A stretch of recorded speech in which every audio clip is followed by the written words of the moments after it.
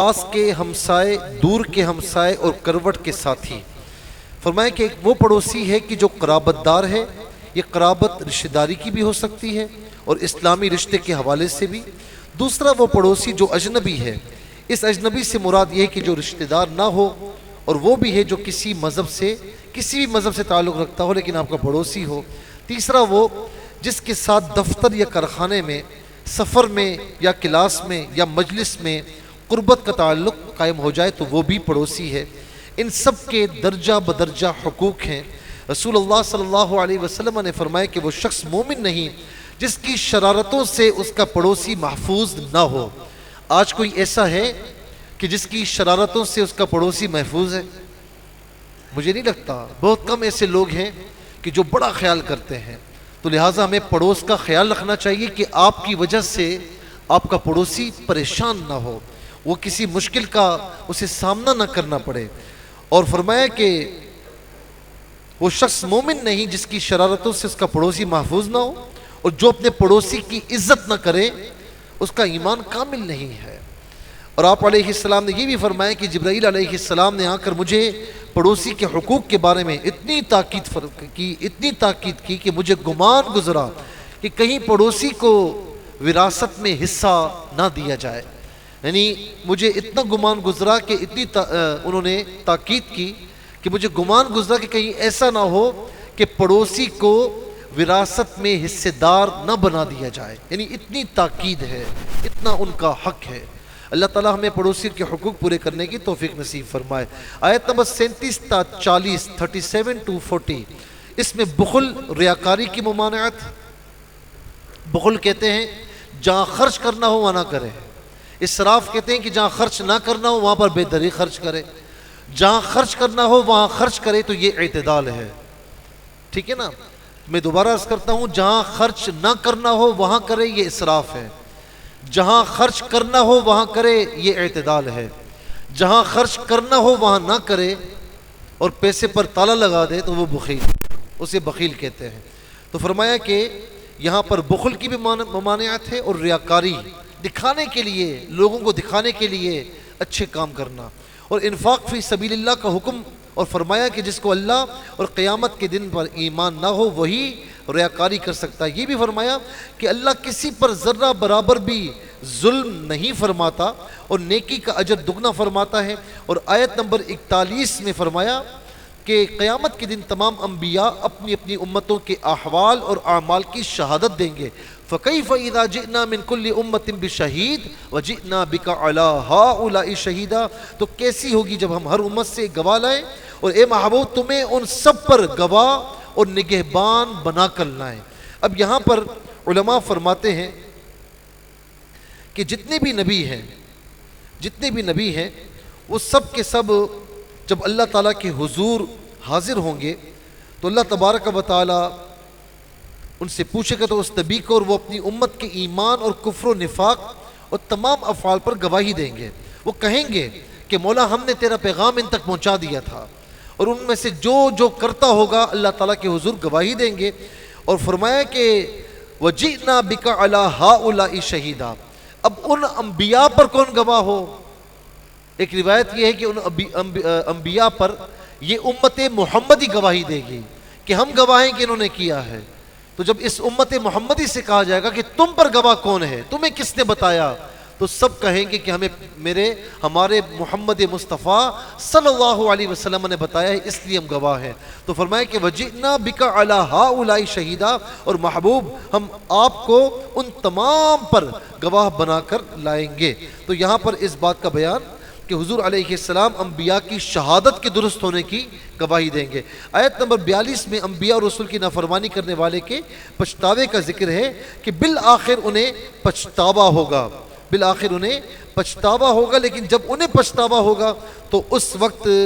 کوئی فائدہ نہیں۔ یعنی مرنے کے بعد پچھتاوا ہو تو کس چیز کا پچھتاوا ہے؟ پچھتاوا وہ ہے کہ جو پہلے ہو جائے اور بندہ توبہ کر کے اللہ کی جانب رجوع کر لے۔ آیت نمبر 44 میں یہود کی گمراہیوں اور سرور دو عالم صلی اللہ علیہ وسلم کو تسلی دینے کا ذکر ہے کہ آقا علیہ الصلوۃ والسلام کو تسلی دی گئی۔ پھر اس کے بعد آیت نمبر 43 میں 43 میں نماز کے چند مسائل بیان کیے کہ نشے کی حالت میں نماز ادا نہ کرنا. یا ایھا الذین آمنوا لا تقربوا الصلاۃ وانتم سکارى، کہ ایمان والو نشے کی حالت میں نماز کے قریب نہ جانا. اور یہاں پر فرمایا کہ نماز تو کسی حالت میں چھوڑی نہیں جا سکتی، تو کہا جا رہا ہے کہ نشے کو چھوڑ دو. یہاں پر نشے کو برا بلا کہا گیا، وعید سنائی گئی کہ دیکھو اتنا کبھی عمل ہے کہ اس عمل کی صورت میں نماز نہیں ہوتی، تو لہٰذا جب نماز نہیں ہوتی تو تمہیں چھوڑ دینا چاہیے. پھر تیسرا حکم نازل ہوا کہ یہ تمام کی تمام رجس من عمل الشیطان، یہ شراب، جوا، سٹا وغیرہ یہ سب کے سب شیطانی عمل ہیں، فاجتنبوا، اس کو چھوڑ دو، اس سے اجتناب کرو. پھر بعض ناگزیر صورتوں میں تیمم کی اجازت دی گئی، اور یہ تیمم والی آیت کریمہ آیت نمبر 43 ہے، جس میں فرمایا کہ آدمی مسافر ہو اور پانی سرے سے دستیاب نہ ہو یا قیمت پر دستیاب ہو اور وہ قیمت اس کی استطاعت میں نہ ہو، یا صرف اتنا پانی ہو کہ پیاس بجھائے یا وضو کرے تو پیاس بجھانے کو ترجیح دی جائے گی. یا پانی دستیاب تو ہے لیکن بیمار ہے اور پانی استعمال کرنے کی صورت میں اس کی زندگی یا صحت کو شدید نقصان پہنچ سکتا ہے، بے وضو ہو یا غسل واجب ہو، دونوں صورتوں میں تیمم کی رخصت ہے. اور یہاں پر فرمایا کہ تیمم کا طریقہ یہ ہے کہ نیت شرط ہے اس میں، اور ایک بار پاک مٹی پر ہاتھ مارے یا اس جگہ پر کہ جہاں پر پاک مٹی کا غبار موجود ہو، یعنی زمین کی جنس سے کوئی چیز ہو اس پر دونوں ہاتھ مارے، یا زمین کی جنس تو نہیں ہے لیکن اس پر غبار وغیرہ لگا ہوا ہے، پاکیزہ غبار ہے یا مٹی وغیرہ لگی ہوئی ہے، تو ایک مرتبہ ہاتھ مارے اور پھر اس سے چہرے کا مسح کرے، یعنی جہاں سے عادتاً بال جمتے ہیں وہاں سے لے کر ٹھوری سے نیچے تک، ایک کان کی لو سے دوسرے کان کی لو تک مسح کر لے، اور اس کے بعد دوبارہ مٹی پر یا اس شے پر کہ جہاں غبار موجود ہے وہاں پر ہاتھ مارے اور کونیوں سمیت دونوں ہاتھوں کا مسح کر لے، تو یہ آپ کا تیمم ہو چکا. یاد رکھنا کہ جس سے وضو ٹوٹتا ہے اس سے تیمم بھی ٹوٹ جاتا ہے، یعنی جن اعمال سے، جن کاموں سے وضو ٹوٹتا ہے اس سے تیمم بھی ٹوٹ جاتا ہے. اور یہ بات بھی یاد رہے کہ تیمم کیا لیکن اس کے بعد پانی آ گیا تو تیمم خود بخود ختم ہو جائے گا. اور پانی نہ ملنا، اس کے بارے میں فقہاء کرام نے فرمایا کہ آس پاس آگے پیچھے ایک میل تک اگر پانی نہ ہو تو تب وہ تیمم کر سکتا ہے. یا پانی ہے لیکن وہ خریدنے کی استطاعت نہیں رکھتا تو اس صورت میں تیمم کیا جا سکتا ہے. پھر فرمایا کہ آیت نمبر 46 میں یہودیوں کی ایک قبیح خصلت کا ذکر ہے کہ وہ کلام الہی میں تخفیف کرتے ہیں، اور اس کی ایک صورت تو یہ کہ کسی لفظ کو اپنے مقام سے ہٹا دیا جائے یا اسے چھپا دیا جائے، اور جب انہیں اللہ کا حکم سنایا جائے تو وہ ہم نے سنا اور اطاعت کی یہ کہنے کے بجائے کہتے ہیں کہ ہم نے سنا اور نافرمانی کی اور آپ کا حکم نہ سنا جائے. اور راعنا، ہماری رعایت کیجیے کہ کلمے کو زبان پھیر کر راعینا، جس کا معنی چرواہے کے بنتا ہے، تو گستاخی کی نیت سے یہ کہتے تھے، یعنی اہانت آمیز معنوں میں استعمال کرتے تھے، اور یہ ان کی اللہ کے رسول سے نفرت اور فطری خباثت کی وجہ سے ہے. اور اسی وجہ سے اللہ رب العالمین نے ان پر لعنت فرمائی کہ وَلَٰكِن لَعَنَهُمُ اللَّهُ بِكُفْرِهِمْ، کہ اللہ تبارک و تعالیٰ نے ان کے کفر کی وجہ سے،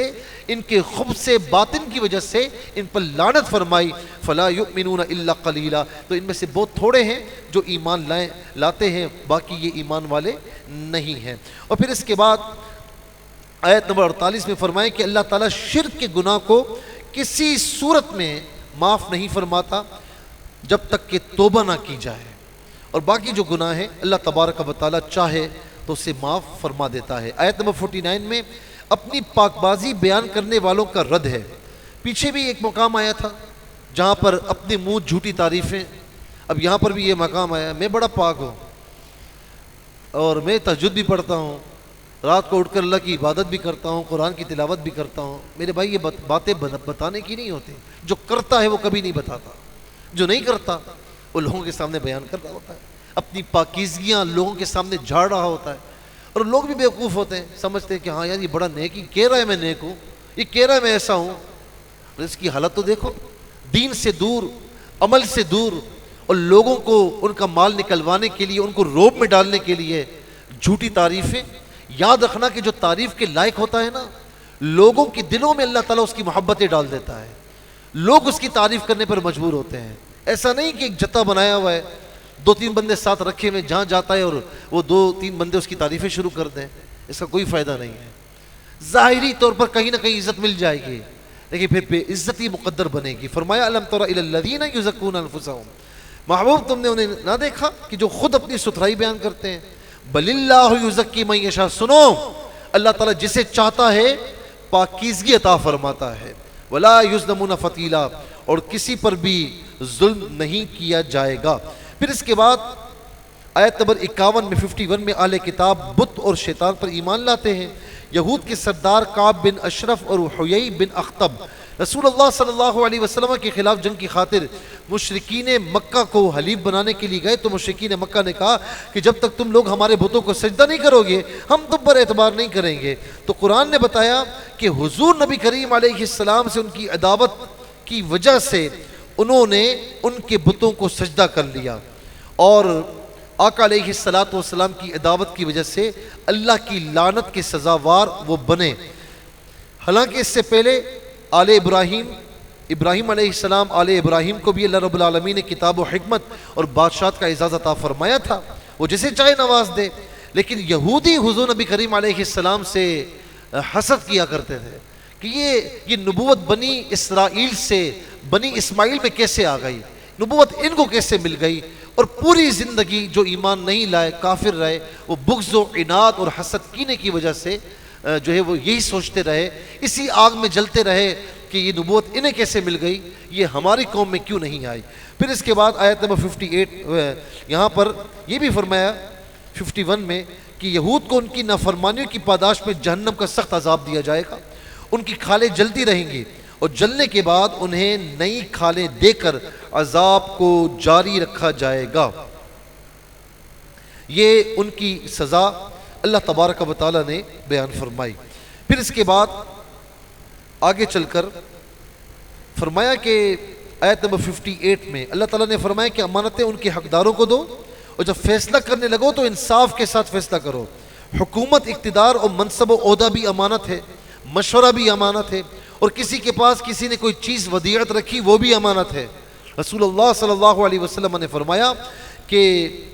قیامت، آپ سے پوچھا گیا کہ قیامت کب آئے گی؟ آقا علیہ السلام نے فرمایا کہ جب امانت ضائع کر دی جائے۔ پوچھا گیا کہ امانت کیسے ضائع ہوگی؟ آپ نے فرمایا کہ جب امت کی زمام اقتدار نااہلوں کے سپرد کر دی جائے۔ اللہ تبارک و تعالی ہمیں اچھے حکمران نصیب فرمائے۔ تو یہاں پر ان اللہ یأمرکم ان تؤدوا الامانات، یہ والی آیت ہے۔ پھر اس کے بعد آیت نمبر 59 میں فرمایا یا ایھا الذین آمنوا اطیعوا اللہ واطیعوا الرسول واولی الامر منکم، ایمان والو اللہ کی اور اس کے رسول کی اطاعت کرو جو تم میں اولو الامر ہیں، صاحبان اختیار ہیں، ان کی اطاعت کرو۔ اس میں اللہ عز و جل اور رسول مکرم صلی اللہ علیہ وسلم کی غیر مشروط اطاعت کا حکم ہے، اس میں کوئی شرط نہیں، غیر مشروط۔ لیکن اہل اقتدار کی اطاعت مشروط ہے، جو حکمران ہیں ان کی اطاعت مشروط ہے۔ کس چیز سے؟ اگر اہل اقتدار کے ساتھ کسی معاملے کے جائز یا ناجائز ہونے کے بارے میں اختلاف ہو جائے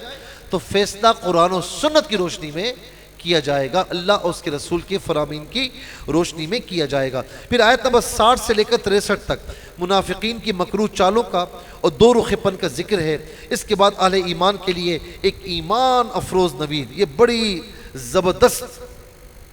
ایک ایمان افروز خوشخبری ہے۔ فرمایا کہ وما ارسلنا من رسول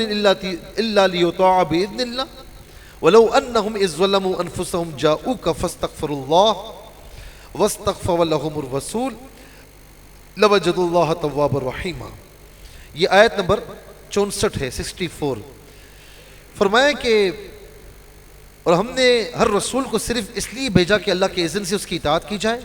اور اے محبوب جب یہ اپنی جانوں پر ظلم کر بیٹھے تو اے رسول یہ آپ کے پاس آئے اور اللہ سے اپنے گناہوں کی بخشش مانگے، اور رسول بھی ان کے لیے دعائے مغفرت کرے، تو یہ ضرور لوجد اللہ تواب الرحیمہ، تو یہ ضرور اللہ تعالیٰ کو بہت توبہ قبول کرنے والا اور بے حد رحم کرنے والا پائیں گے۔ یعنی آقا علیہ السلام کا وسیلہ یہاں پر اختیار کرنے کا حکم دیا جا رہا ہے، یعنی رسول اللہ صلی اللہ علیہ وسلم کے وسیلے سے اللہ سے استغفار کیا جائے تو اللہ اسے رد نہیں فرماتا، اور یہ وسیلہ مغفرت آج بھی ہر مسلمان کو حاصل ہے۔ آج بھی کوئی گناہ کر بیٹھے تو مدینہ شریف کی طرف رخ کر لے، اللہ تعالیٰ کی بارگاہ میں اپنے گناہوں سے معافی مانگے تو یقیناً اللہ کے پیارے محبوب علیہ السلام اس کے لیے استغفار کریں گے، اور بالیقین اللہ تبارک و تعالیٰ ہم پر رحم بھی فرمائے گا، ہمارے گناہوں کی بھی بخشش فرما دے گا۔ پھر اس کے بعد آیت نمبر 65 میں فرمایا کہ جو لوگ اللہ کے رسول کو آپس کے جھگڑوں میں حاکم نہ بنائیں اور پھر جو آپ فیصلہ فرما دیں اسے دل و جان سے قبول نہ کریں، یعنی رسول کے فیصلے پر دل میں بھی کوئی تنگی اور ملال نہیں آنا چاہیے، تو وہ بظاہر دعوی ایمان کے باوجود حقیقت میں مومن نہیں ہو سکتے۔ یہاں پر بتایا جا رہا ہے کہ رسول اللہ صلی اللہ علیہ وسلم کے فیصلے کو من وعن تسلیم کیا جائے۔ یہاں پر عدالت کے فیصلے کو تسلیم کرتے ہیں لیکن بعض اوقات دل میں برا جانتے ہیں، لیکن رسول اللہ صلی اللہ علیہ وسلم کا جو فیصلہ ہو تو ظاہری طور پر بھی اور باطنی طور پر بھی ہم بالکل من وعن اسے تسلیم کر لیں، اور دل میں کوئی اس کے خلاف ایک ذرہ برابر بھی خیال نہیں آنا چاہیے۔ پھر اس کے بعد آیت نمبر 69 میں 69 میں اللہ تبارک و تعالیٰ نے فرمایا کہ جو اللہ اور اس کے رسول کی اطاعت کرے تو وہ آخرت میں ان لوگوں کے ساتھ ہوگا کہ جن پر اللہ رب العالمین نے انعام فرمایا ہے۔ صوبان رضی اللہ تعالیٰ عنہ کا یہاں واقعہ ہے کہ بڑے کمزور ہو رہے تھے،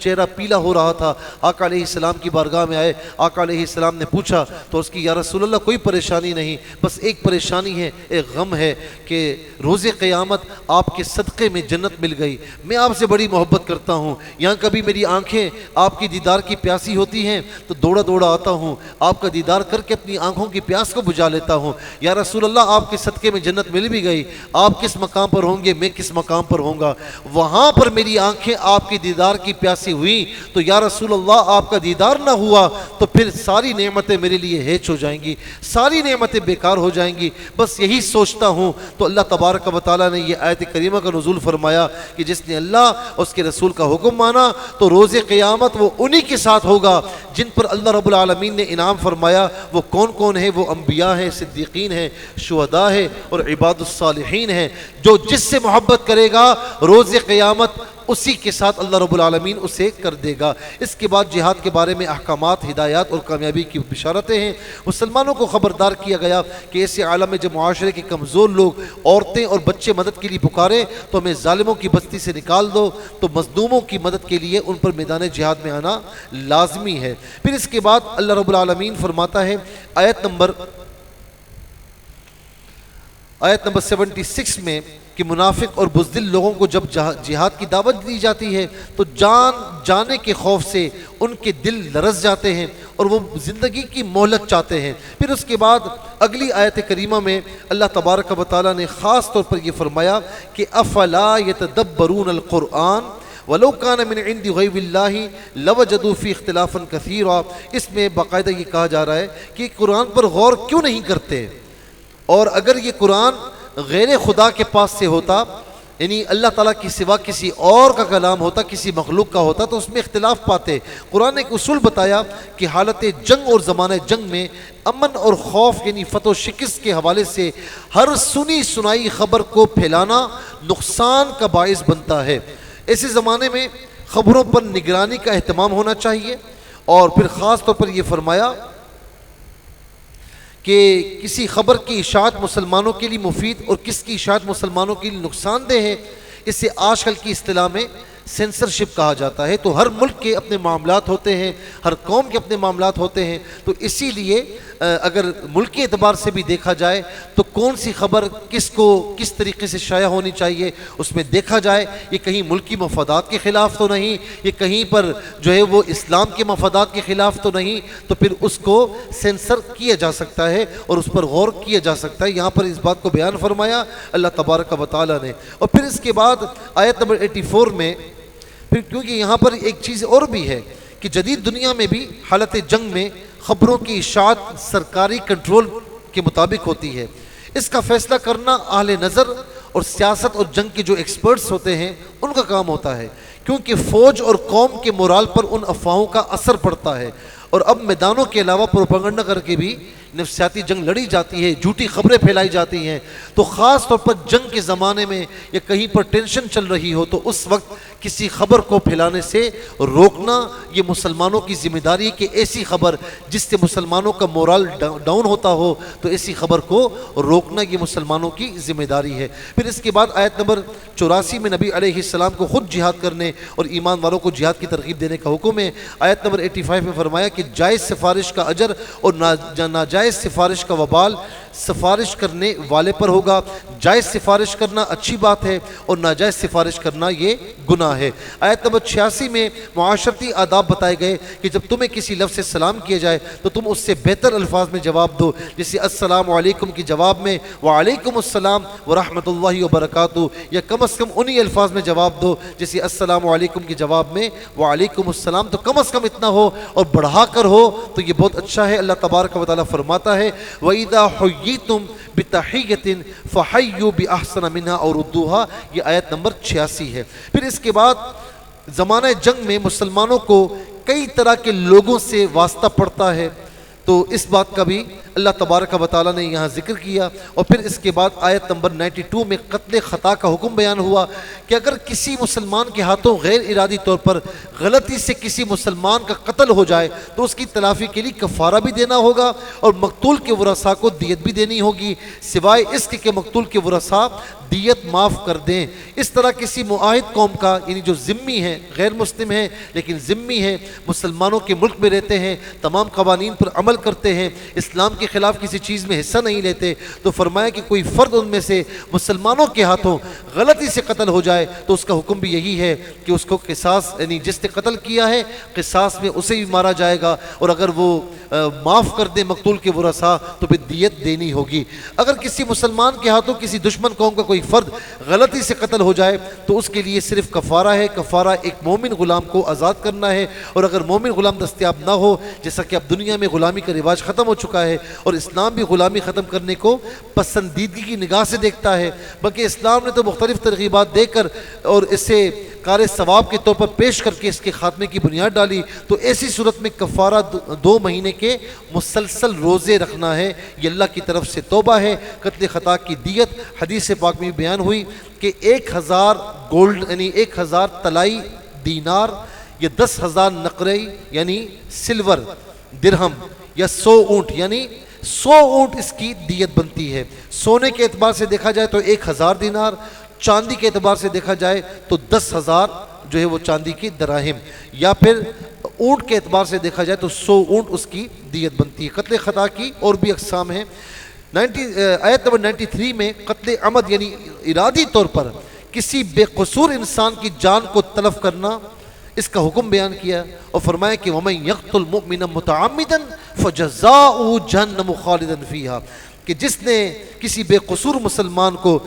کسی بے قصور کو خواہ خواہ بغیر کسی وجہ کے مار دیا تو اللہ رب العالمین فرماتا ہے کہ اس کے لیے جہنم کا عذاب ہے۔ اگر حرام سمجھ کر کیا تو جب تک اللہ تعالیٰ کی مشیت کا تقاضا ہو وہ ایک عرصے تک جہنم میں رہے گا، اور قتل ناحق کو حلال جان کر کیا تو ہمیشہ ہمیشہ جہنم میں رہے گا اور اس پر اللہ کا غضب ہوگا۔ آیت نمبر 95 میں بتایا کہ جو لوگ جہاد سے کنارہ کش ہیں ان کا درجہ ان کے برابر نہیں ہو سکتا، جو اپنی جان و مال سے اللہ کی راہ میں جہاد کر رہے ہیں ان کو اللہ نے فضیلت دی، البتہ جو بیماری یا ضعیف العمری کے سبب عملی جہاد میں شریک نہیں لیکن وہ جنگ کے منصوبہ ساز ہیں، حکمت عملی ترتیب دینے والے ہیں، جنگی چالیں سکھانے والے ہیں یا مجاہدین کی خدمت میں مشغول ہیں، وہ یقیناً مجاہدین کا یعنی جو ثواب ہے وہ پائیں گے۔ اس کے بعد آیت نمبر 101 اور بعد کی آیات میں مسافر کے لیے نماز میں قصر کا حکم بیان ہوا۔ فقہ حنفی میں جو سفر کی جو مقدار ہے وہ 92 جو ہے وہ کلومیٹر بنتی ہے، یہ تقریباً 57.5 میل ہے۔ اگر اتنا کوئی سفر میں گیا ہے تو یہاں پر یاد رکھیں اس کی تفصیل ہے تھوڑی، کہ مثال کے طور پر 57.5 میل آپ کو سفر کرنا ہے، آپ گھر سے نکلے، جیسے ہی گھر سے نکلے تو ابھی آپ مسافر نہیں کہلائیں گے، نماز کا وقت ہے تو پوری پڑھیں گے، لیکن جہاں آپ نے ٹول پلازا کراس کر لیا اس کے بعد سے آپ کی نماز قصر شروع ہو جائے گی۔ جب آپ منزل مقصود پر پہنچ جائیں تو اب پہنچنے کے بعد دیکھا جائے گا کہ آپ 15 دن سے کم کی نیت ہے رہنے کی، 14 دن ہے تو پھر آپ مسلسل قصر پڑھتے رہیں گے، لیکن 15 دن یا اس سے زیادہ کی نیت ہے تو منزل پر پہنچ کر پھر آپ پوری نماز پڑھیں گے، اس صورت میں کہ جب 15 دن یا اس سے زیادہ کی نیت ہو۔ اور نماز قصر کیا ہے؟ جو 4 رکعت والی ہیں وہ 2 رکعت پڑھنا ضروری ہے، ایسا نہیں، آپشن نہیں ہے اس میں کہ جی 4 پڑھ لیں، ایسا نہیں ہے، اس میں آپ کو 2 رکعت پڑھنا ضروری ہے، اور جو 3 رکعت ہیں وہ 3 رکعت ہی رہیں گی، اور جو 2 رکعت فرائض ہیں وہ 2 رکعت پڑھے ہوں گے، صرف 4 2 میں کنورٹ ہو جائیں گے۔ اور یہ بات یاد رہے کہ قصر میں سنتیں پڑھی جائیں یا نہیں، اگر سفر بہت سخت ہے جہاں سنتیں نہیں پڑھی جا سکتی تو چھوڑ سکتے ہیں، لیکن جہاں سفر سخت نہیں ہے تو وہاں پر سنتیں ادا کرنی چاہیے، نہیں چھوڑنی چاہیے، اور وطر تو بہرحال واجب ہیں، وہ تو سفر کی حالت میں پڑھنے ضروری ہیں۔ ایک اور بات کہ سفر میں جو نمازیں آپ کی قضا ہوئیں پھر اس کے بعد آپ اپنے گھر واپس آ گئے، اب آپ ان قضا نمازوں کو پڑھنا چاہتے ہیں تو چونکہ حالت سفر میں قضا ہوئی تو آپ قضا نمازیں جو پڑھیں گے اقامت کی حالت میں وہ سفر والی قضا پڑھیں گے، ایسا نہیں کہ مکمل پڑھیں گے، وہ سفر کی قضا پڑھی جائے گی۔ اگر آپ نے حالت اقامت میں یعنی مقیم تھے، اپنے شہر میں تھے، اپنی جگہ میں تھے، وہاں کوئی نماز قضا ہو گئی، پھر آپ سفر میں کہیں موقع مل گیا آپ کو، تو اب آپ نے اگر حالت اقامت کی نماز قضا کرنی ہوگی تو حالت سفر میں اگرچہ ہیں لیکن جو حالت اقامت والی نماز ہے وہ پوری قضا کرنی ہوگی، یعنی جس مقام پر آپ کی نمازیں چھوٹی ہیں اس مقام کا اعتبار کیا جائے گا، حالت سفر میں چھوٹی تو حالت سفر کا اعتبار کیا جائے گا، اور اگر حالت اقامت میں چھوٹی ہیں تو حالت اقامت کا اعتبار کیا جائے گا۔ گفتگو کو انشاءاللہ یہیں روکتے ہیں اور کل سے انشاءاللہ آیت نمبر 102 سے ہم آغاز کریں گے۔ اللہ تبارک و تعالی ہم سب کو عملی توفیق نصیب فرمائے، قرآن و حدیث پر عمل پیرا ہونے کی توفیق نصیب فرمائے، آمین بجاہ النبی الامین وما علیہ الا البلاغ المبین۔ الحمدللہ رب العالمین والصلاة والسلام علی سید الانبیاء والمرسلین، اللہم صلی علی سیدنا ومولانا محمد وعلی آلہ واصحابہ وبارک وسلم۔ یا الہ العالمین ہماری مغفرت فرما، ہمارے تمام صغیرہ کبیرہ گناہوں کو معاف فرما، خطاؤں سے درگزر فرما، سیاہ کاریوں کو معافی فرما۔ یا الہ العالمین جتنے بیمار ہیں شفا عطا فرما، بے اولاد ہے نیک و صالح اولاد نصیب فرما، تنگ دست وسعت رزق نصیب فرما، قرض دار ہیں بار کر سے سبکدوشی نصیب فرما، بے سبب ہیں اسباب مہیا فرما، بے رشتہ ہیں اچھے نیک صالح رشتے عطا فرما، تمام رکاوٹیں دور فرما، ہمیں سجدوں کی حلاوت عبادات کی مٹھاس نصیب فرما۔ یا الہ العالمین سب کے رزق حلال میں ترقی عطا فرما، سب کی پریشانیاں مشکلات تکلیفیں دور فرما،